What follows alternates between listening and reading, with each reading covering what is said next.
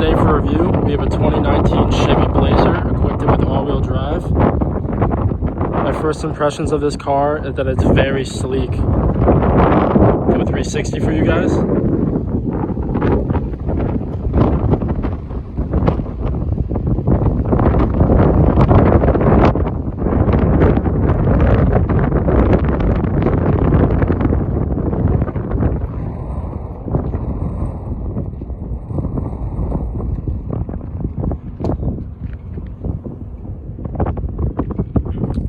This model is equipped with the 3.6 liter V6, producing 270 pound-feet of torque and 308 horsepower.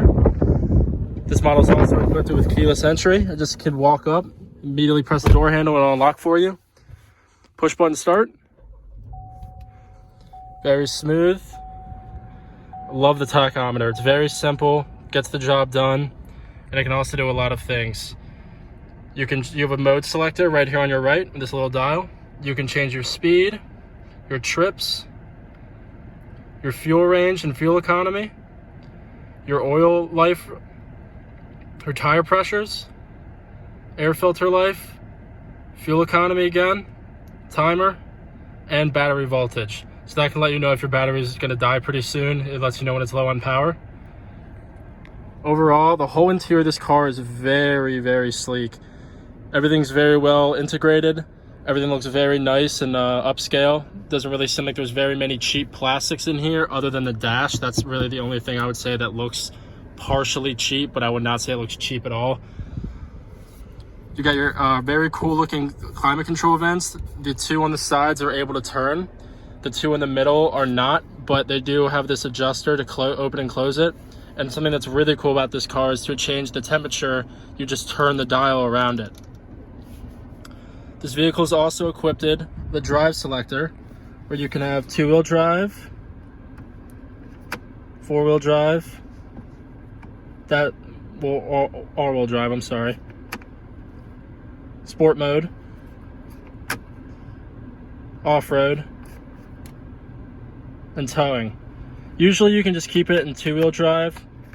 You really don't need all-wheel drive unless you're going to be going off-roading or you got some bad elements like snow or rain. Got an electric parking brake, something that I actually don't enjoy, but it seems like a lot of cars are moving in that direction at the moment.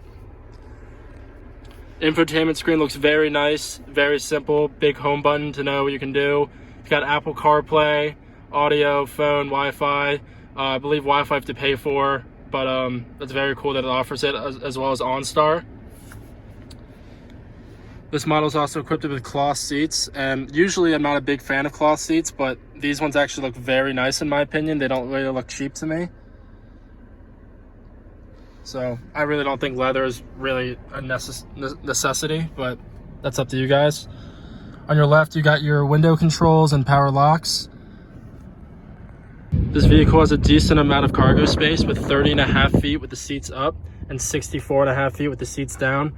Plenty of room to keep everything, and very good for daily driving in my opinion. I will now give you guys my driving impression. Right now I'm in sport mode with all-wheel drive.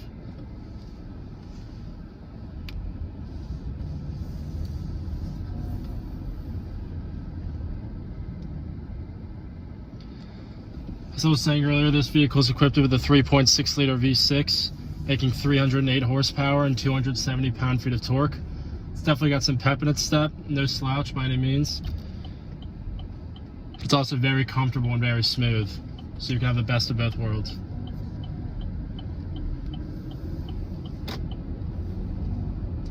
Something that I noticed about sport mode is that it definitely sharpens the steering up. It's way more precise now. The second you turn the steering wheel, it's going to go where you want it to. Big fan of that, as you can see. Putting very little inputs in the steering wheel, and it makes a big difference. But when you go back to just regular two-wheel drive, it'll kind of soften the steering up. That's better for daily driving.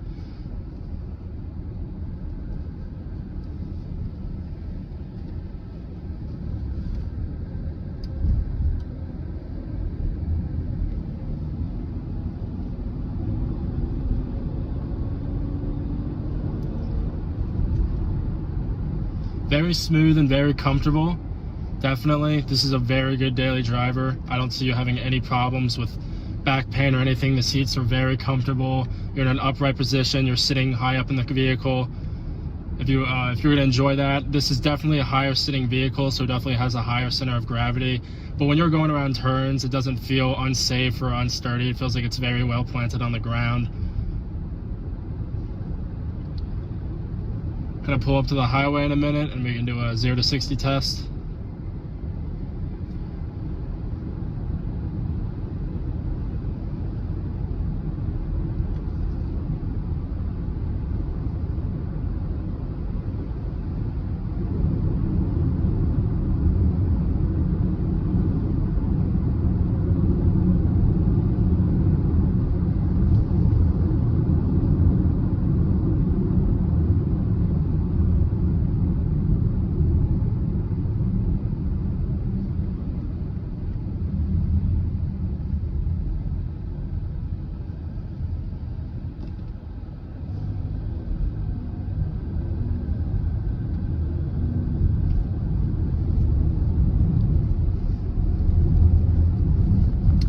So again, currently I'm in sport mode with all-wheel drive, so there should be no problems with traction or grip.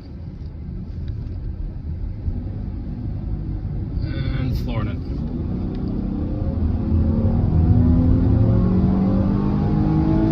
Wow. So something that I definitely just noticed, above 4,000 RPMs is really where this engine shines. Below, you do have a good portion of torque, but that 270 pound-feet of torque is definitely going to come up higher in the rev range. But yeah, this car is by no means a slouch. It's very quick if you need it to be, but also just very comfortable and very smooth. There's no problems with the all-wheel drive, no torque steer. Something that I did notice with the two-wheel drive when I floored it was that there was just a tad bit of torque steer. The steering wheel kind of went back and forth. Nothing uncontrollable, which is definitely something to think about because that will be the mode that you most likely will be sitting in and driving in for the most part. But then again, most people probably buying this car will not be flooring it, but just something to think about. But yeah, this car is super comfortable. Everything feels very nice in your hands. Leather wrapped steering wheel. Again, very minimal cheap materials used in this interior. Everything looks very nice, very sturdy. There's no cracks or rattles. This model I have right now only has 5,400 miles on it, so it's, even though it's a year old, it's basically almost brand new.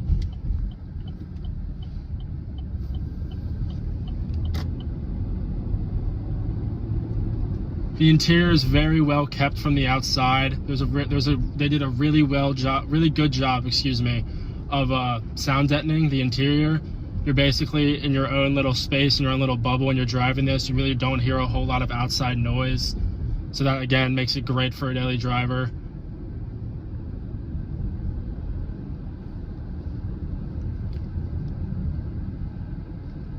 Around town, coming to stop and go, very smooth.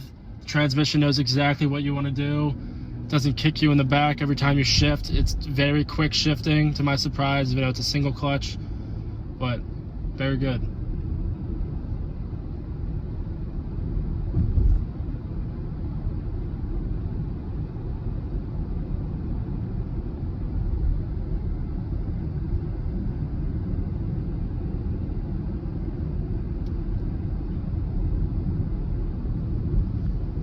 So this car is a front-wheel drive bias, which means that normally when you're driving in two-wheel drive, it will just be driving front-wheel drive.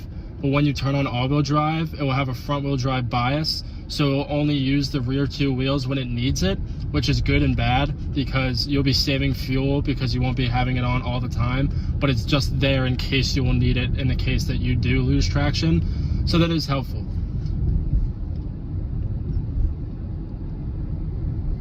But overall, I am very impressed. Very comfortable, very good quality, just a very good around, very all-around good daily driver. And I would recommend this to anyone. Again, if you guys have any questions, leave them in the comments down below. I'll be happy to answer you.